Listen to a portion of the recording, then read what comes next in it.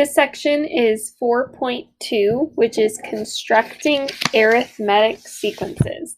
So the first thing that we're going to do is define an arithmetic sequence.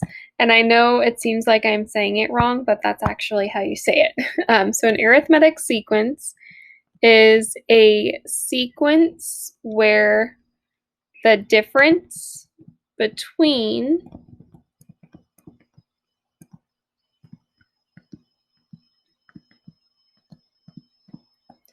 the terms is equal.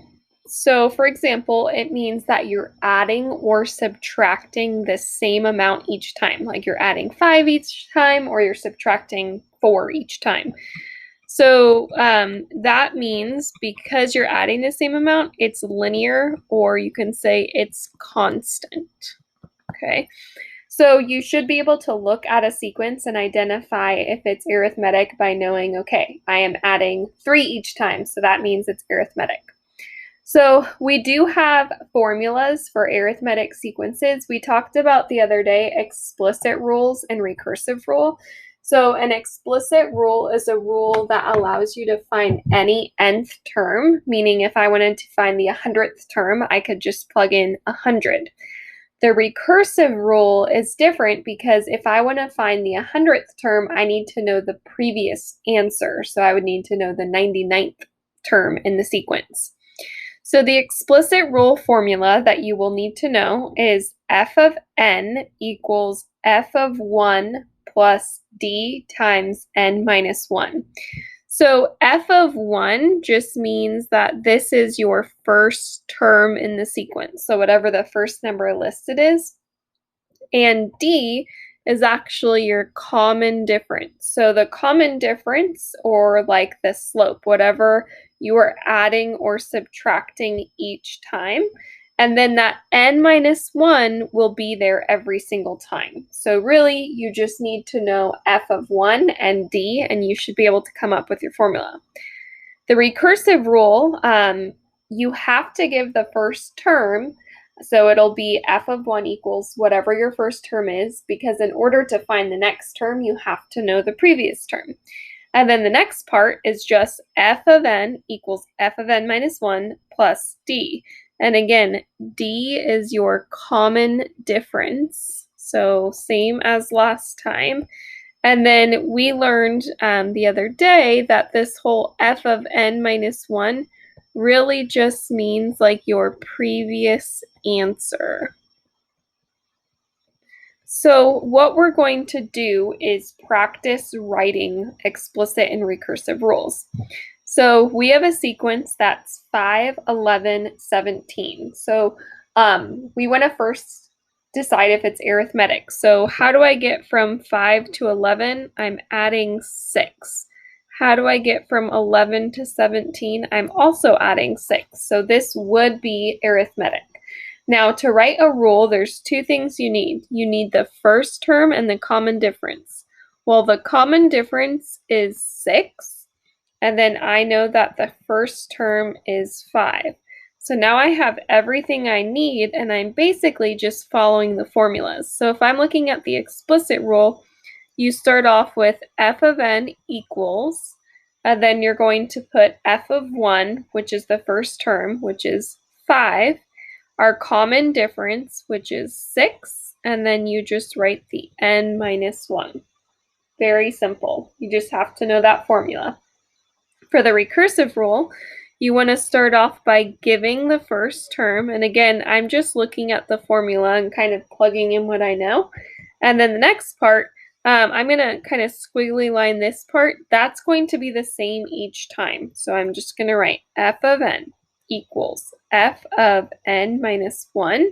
And then I just say plus 6. And that's it. Okay, let's go ahead and try this one. So I have 2,000, 2,500, 3,000. So to get from here to here, I'm adding 500. To get from 25 to 3,000, I'm also adding 500. So that means that our common difference is 500. So it is an arithmetic sequence. It's linear. And then my f of 1, or first term, is 2,000. So to write the explicit rule, it's going to be f of n equals, and then it's your first term, which is 2,000, plus your common difference times n minus 1.